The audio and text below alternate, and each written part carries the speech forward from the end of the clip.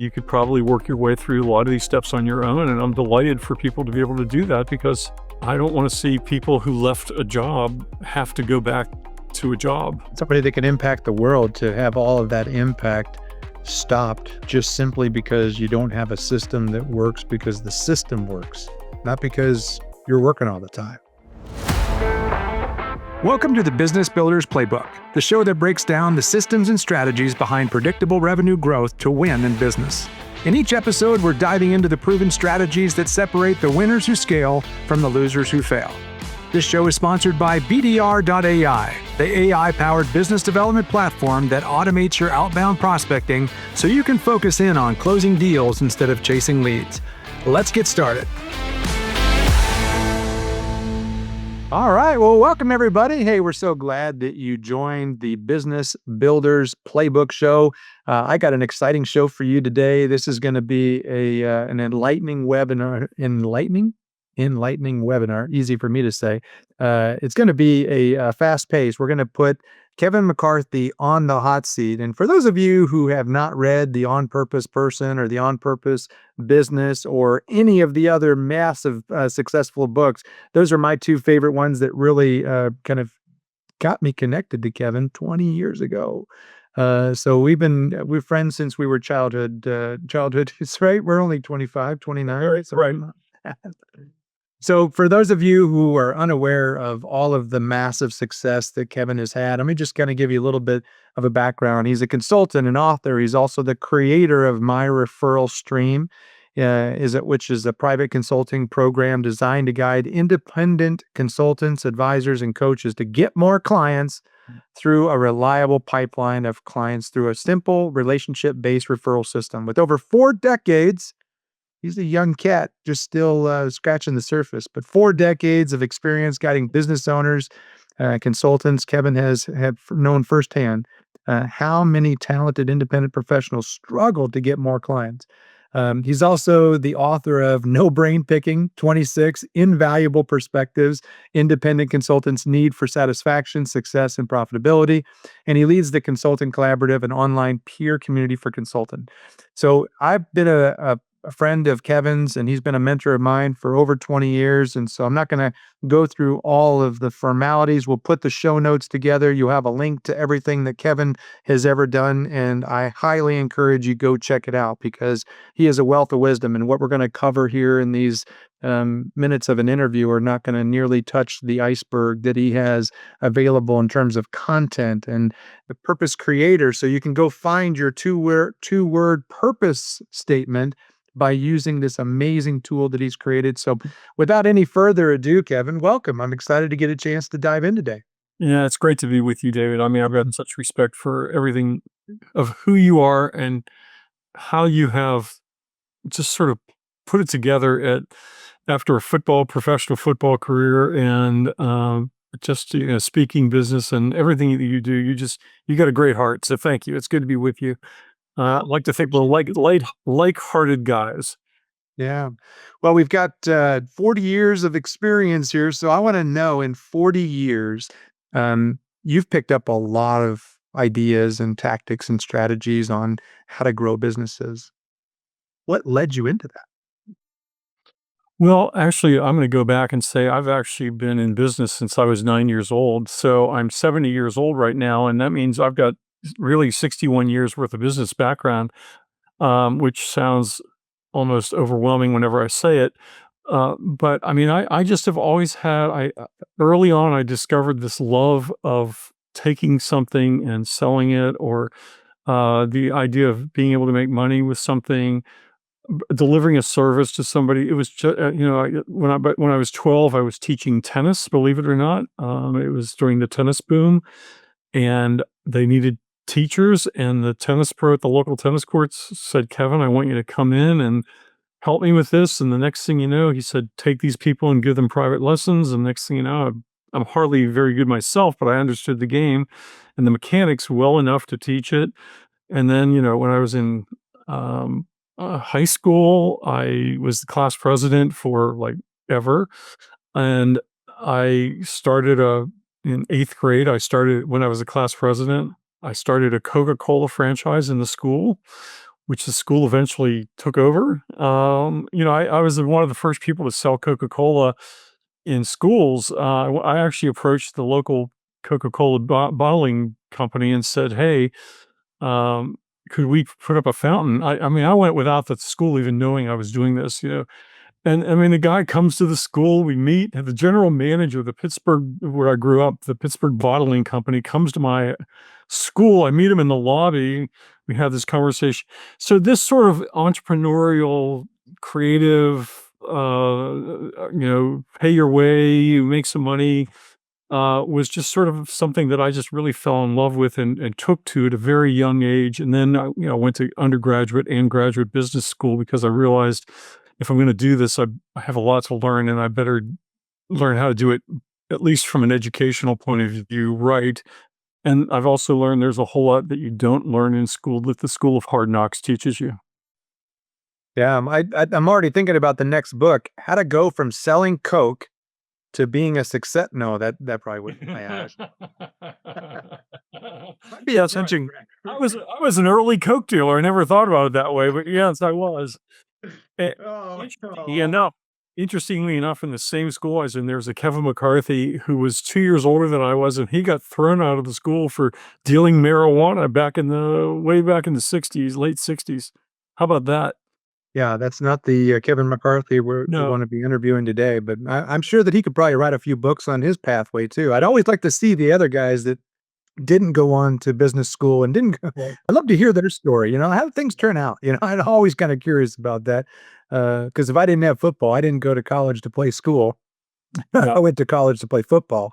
So football was actually a guide into me. But let's jump into this thing because you've got so much experience in the concept of developing a referral stream. Why are so many coaches, consultants struggling to develop client streams, not only just referrals, but just clients in general? Yeah, I think it's a combination of things. One is today's world, everybody tells you that social media is the way to go, and that if you post and you do all these things that people are going to find you. But that is basically a cold market strategy. And I'm not against cold market strategies. I want you to hear me. All I'm saying is that if you have people that know, like, and trust you, they are your warm market. And you'd be amazed at how many people that if you were to talk to them and just ask this simple question, what do you think I do for a living? And if they say, oh, you're a consultant, then you might say, well, what do I consult on? And who do I consult with? And I bet 90%, you might even ask your spouse and they don't know the answer to that. Hmm. And so what happens is when you have all of these people around you, whether it's at church or whether it's at a little league or football or whatever it is that you're doing, your social clubs, and they don't know what you do, or they have a vague idea, they're an untapped warm market. And so what all I'm really trying to do is say, if you tap into and educate that market, and there's ways to do it that aren't creepy. And that's really what the My Referral stream approach is attempting to do is one, and help them clarify really how to position themselves in the minds of others. And again, a lot of that is choosing language and knowing how to language it. In the No Brain Picking book, I think the second or third chapter is called um, "Don't Sell the Tools When the Client Needs a Roof." Mhm. And what happens is most of us, we say, I'm a financial planner or I'm a life coach or I'm a this, and that's the tools. These are the tools we use. Or I have an assessment tool that I use, whether it's like DISC or Myers-Briggs, if you're a life coach, or even my onpurpose.me tool for clarifying your purpose to 2 words. If people just know me as a guy that helps people clarify their purpose to 2 words, that's not all bad for me. But again, there's so much more to it than that. But that's the tools I use. The roof is the solution. What do they get? They get protection, they get security, they don't get leaks, all of these things that are going on. So they don't really care about your tool, whether it's if it's a nail gun, whether, Milwaukee made it or Makita made it or Black& Decker made it. They don't care. And yet we care because we've invested so much into either developing the tool. All we really need to focus on is understanding the result that we can deliver. So if this show is resonating with you and you're ready to take action because you want to scale your business faster, smarter, with more AI and technology and less labor, check out BDR.ai. We help entrepreneurs and executive sales leaders to automate the grind of prospecting so you can focus your time on closing deals and growing revenue where you should be spending your time. With AI-powered data, digital outreach automation, and done-for-you prospecting systems, you'll connect with more qualified leads, book more appointments, and build predictable revenue without adding more hours to your week or the week of your staff. Visit BDR today and discover how our AI Prospect Finder and digital BDR agents can help you to build your pipeline and your profits. Visit BDR.ai, where business builders learn how to automate and scale their playbook. When you think about the difference between, people that are out there networking and the ones that are out there actually building a stream of referrals, where do you define the difference? Because there's, people out there, well, I'm talking to a lot of people. Well, that's fantastic. Well, talking to a lot of people doesn't develop a sustainable business. You may find some people that need what you have by talking to them, but unless you're actually moving them through a process, that's the way that I look at it. But how do you differentiate between networking and developing a stream of referrals? Yeah, I mean, networking is going out and often meeting strangers and then trying to convert them. Where the My Referral stream, again, once you've met somebody and you've sort of struck a relationship with them, there's nothing wrong with entering them into your My Referral stream database. I mean, to some extent, this is where what you do and what I do are so copacetic because, in your case, you can do massive outreach to cold markets, but the same thing is true. You can do massive outreach to warm markets, and you can schedule certain things that are going on so that you're staying in touch with these people. You're keeping them informed with their permission. And I think it's important to say with their permission because at some level, if you meet somebody that could be a great referral source for you, maybe it's if you're a financial planner and somebody who's an estate planning attorney, the two of you could really partner together well. And that estate planning attorney might be able to refer you to 5 other estate planning attorneys that they know. And then the other thing that happens, so you now are beginning to take your referral, your warm relationships, and inviting them to say, introduce me to who you know. And again, they need to have confidence that, that if they know, like, and trust you, but they've not done business with you, that could be a very different thing. So at some level, you might try to say, let me do something with one of your clients and earn the right to do that and demonstrate. And then there's some people where you don't have, a natural overlap. So you're a financial planner, let's say, and somebody is a boat captain. It's like, well, how does that work? Other than the fact that they might have clients that come on and rent their boat and do some things, and they're wealthy people. But chances are those people have a financial advisor already. So, but nevertheless, that person might overhear a conversation or might be a part of something or might know other boat captains that need your help. Who don't have a financial advisor. Okay, they're just running their boat. So again, this is where you start to look at it and begin to think in terms of how do I position myself with the people that I know and that they know me. And again, it's that know, like, and trust factor is always present. And the truth is, I've been consulting really even with my businesses, I was always doing some sort of consulting or mentoring with people. So I've probably been at that for at least 40 years, as you were saying, in a more formal sense. And what I found is 95% of my businesses come from referrals. Somebody calls up and says, hey, Kevin, I just had a client of mine from Houston, Texas, who said, hey, I was working out at the gym with a guy. He owns his own business and his business partner just died and he needs to talk to you. You need to help him out because he's in utter chaos and confusion about what to do next with his business. And that's usually whenever they call me, is when their business is in utter chaos and confusion. And they're just they don't have the background or the skill set or the creativity sometimes to think through, because they know their business, where I've worked with thousands of businesses. Yeah. So in my referral stream, are you giving them a playbook of a step-by-step approach, or is it actually a bona fide system? Because I know that there's a lot of people that are curious about, yes, I want a referral stream, but I know how to do referrals, but they're just not happening. I'm not getting the referrals that I want consistently. They come in like bursts. It's like there's a burst of a few, and then there's a big drought.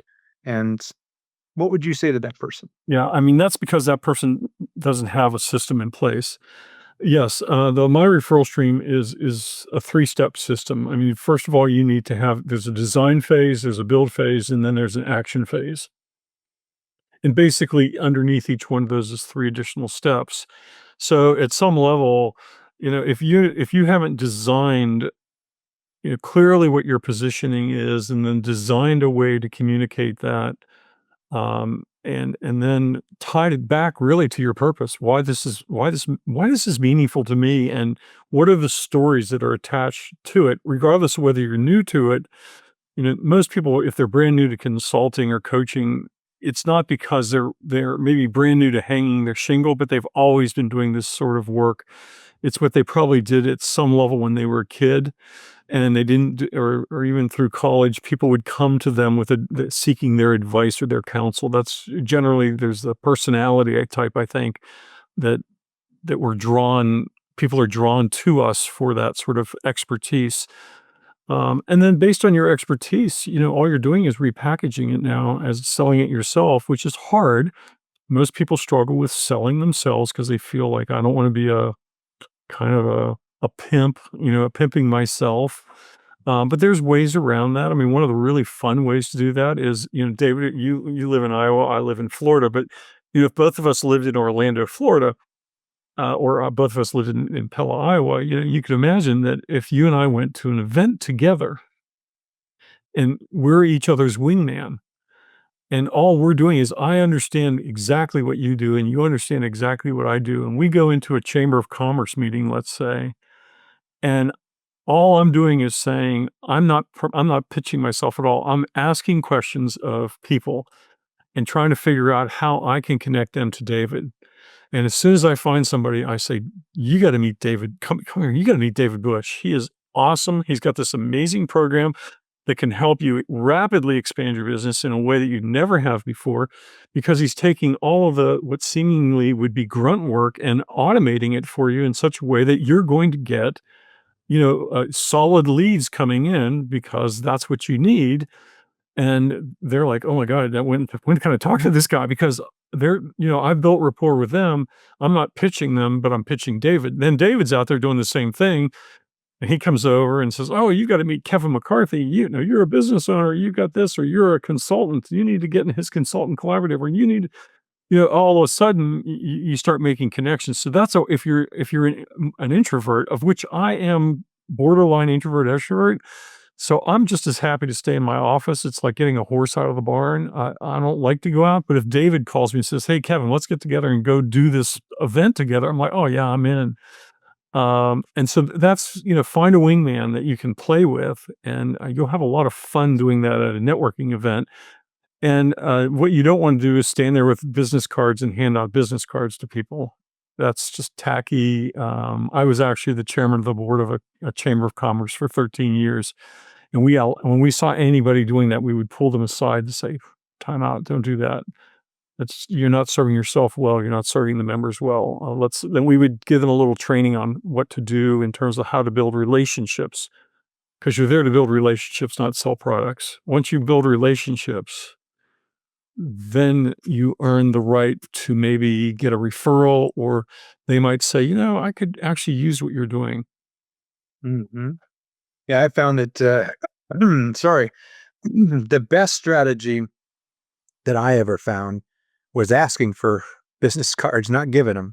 And if I asked for business cards, I collected a lot of opportunities. And I've always found, and I don't know where this is in the design, build, do, but um, the faster you can get somebody to a wow moment, the more likely you are to develop that first referral. So is that in the design and build factor? Is it you're thinking about ways that you can make, I mean, again, if you have a technology, if you have a process, or you have a personality, or you have social proof, right? So if I came and said, you know, to somebody that is connected to Kevin McCarthy, and I say, hey, here's a quick little uh, uh, recommendation that Kevin wrote for me that explains why he refers his business owner clients to me for business development.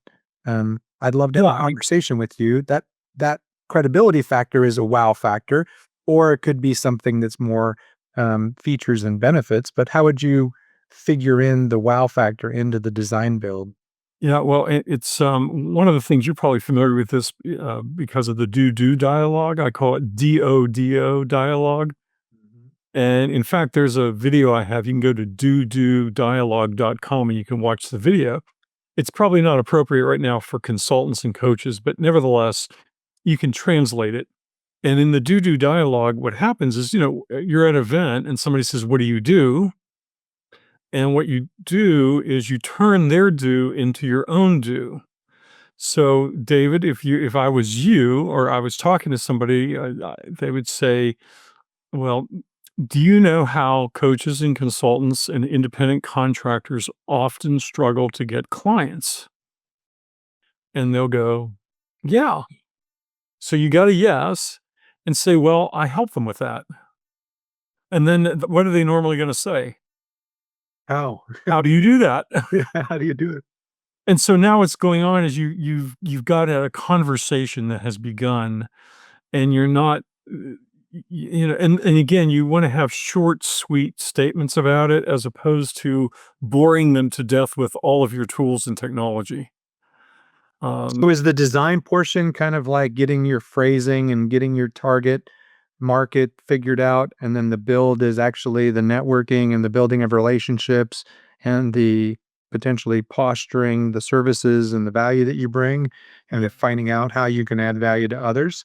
Well, I mean, basically, I can walk you through 9 questions. Okay, in the design area, the first question is what matters to me. Because if the work isn't meaningful to you, then why bother? The second one is what matters to my clients. So what matters to you, and then what matters to your clients, and you're trying to find the intersection of that because that's where you're going to get paid. The next thing is what do I do for my clients, which is kind of the do dialogue is a part of that, but it's being able to craft that statement. Then when you get to the build part, it's a toolkit, which is how do I equip my team of partners who are going to refer me. So you're now basically saying, I figured out what I do, what clients need.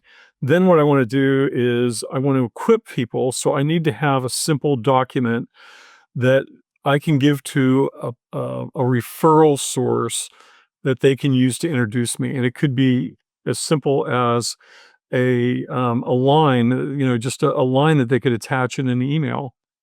So that and don't ask them to explain what you do. Just ask them to make the introduction and say, "I think you need to know David Bush." And then who will refer me? So you now go through your Rolodex or your database Rolodex. There's an old your contact list, and you look for the maybe 25 people that you really know would love to help. Well, love to see you succeed. That's probably the biggest thing. They would love to see you succeed.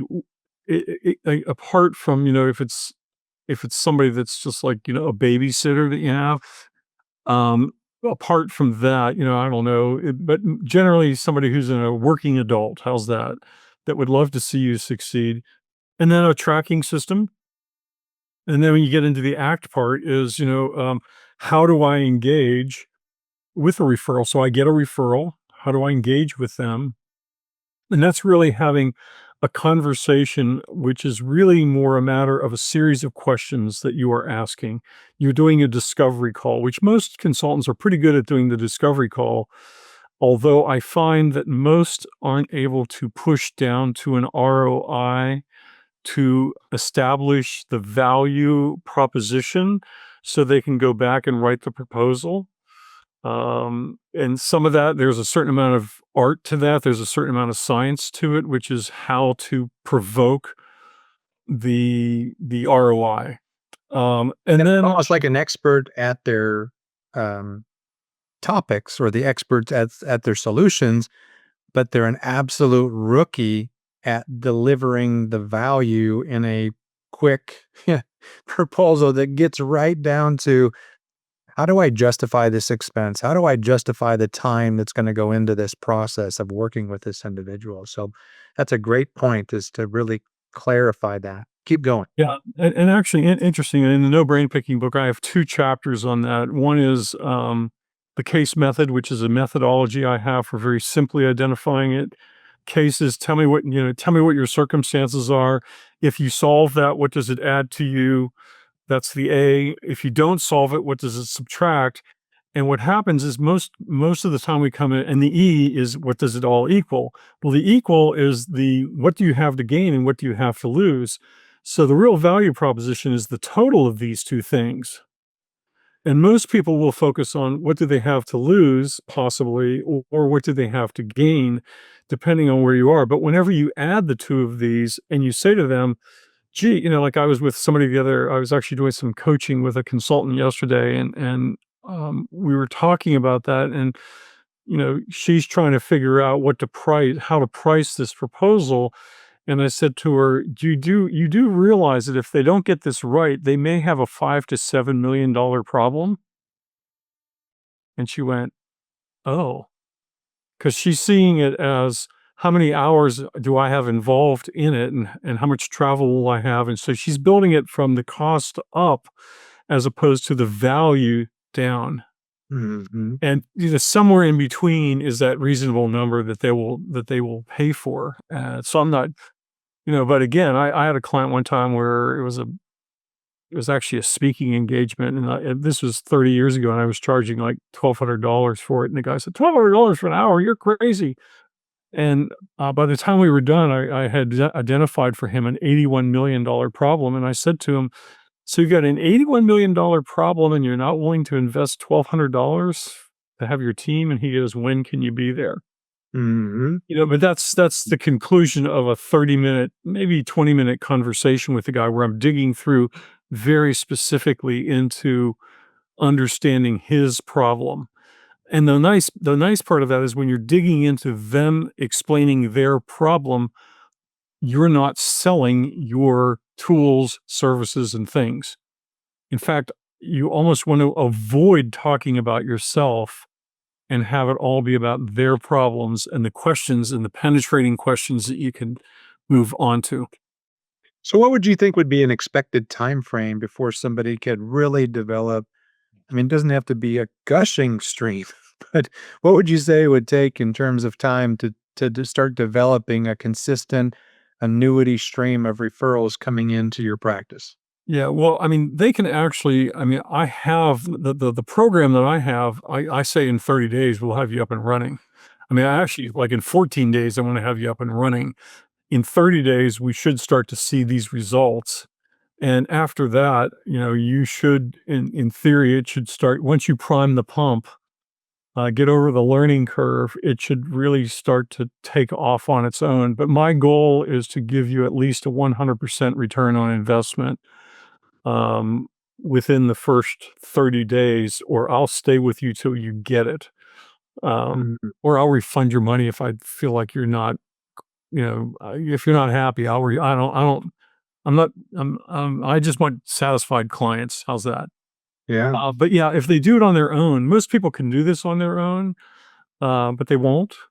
Uh, yeah, Right. part of it is they may not know the questions to ask. I mean, I've got a little sheet here that they can download, and they can walk right. I mean, I'm trying to give it away, to say, here's the steps. And with AI today, you could probably work your way through a lot of these steps on your own. And I'm delighted for people to be able to do that, because I don't want to see people who left a job have to go back to a job.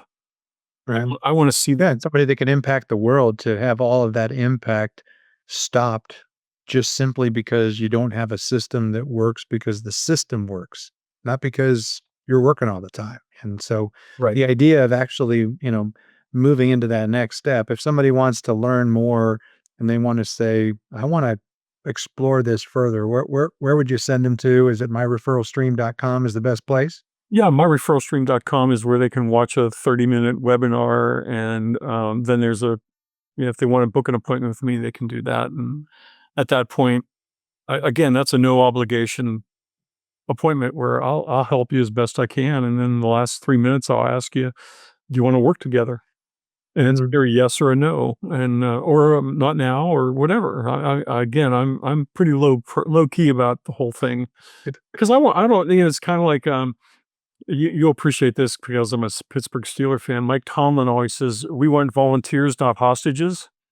Mhm. And when he's talking about the football players, so if you want out of here, you're out.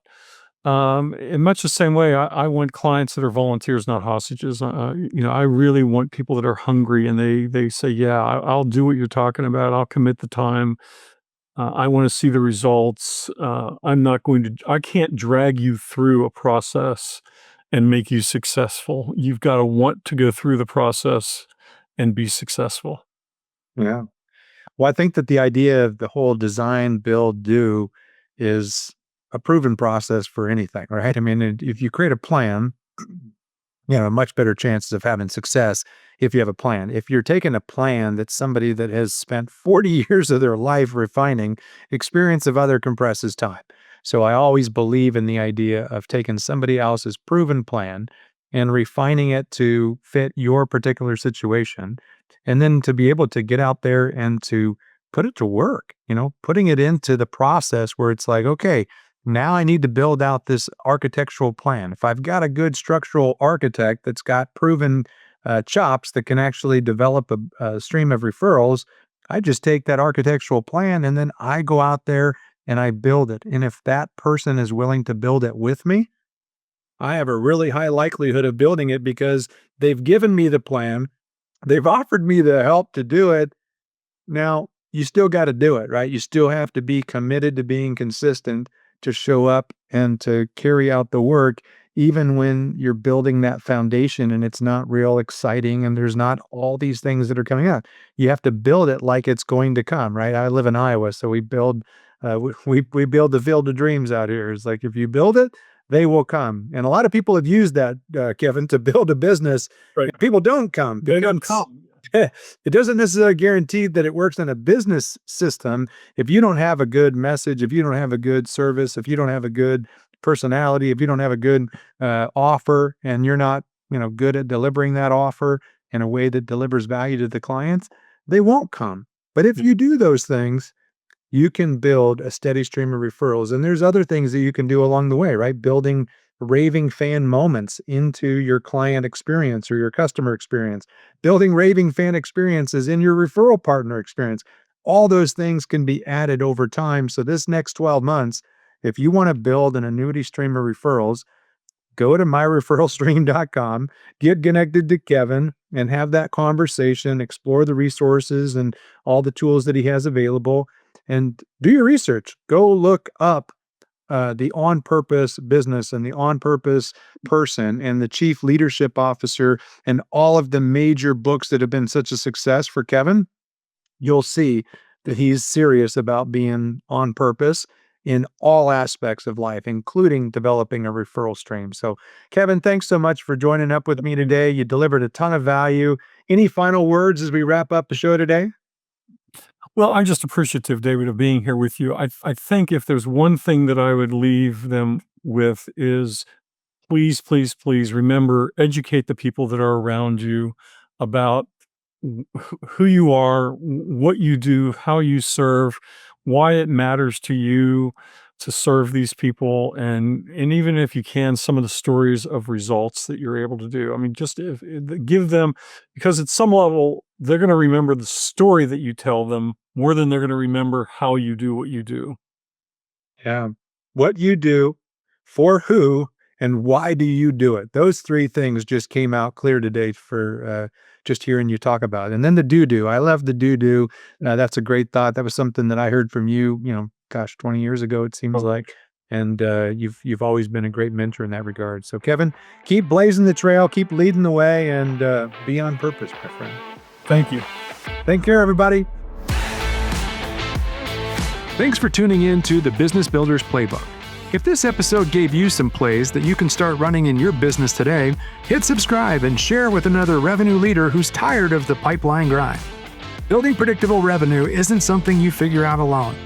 Whether you're looking to automate your prospecting with BDR.ai, or you just want to talk through the growth challenges you're facing, reach out. We help business leaders just like you to build systems that actually scale. And if you're ready to stop being your company's highest paid prospector, let's have a conversation. Reach out to us at BDR.ai. Until next time, let's keep building.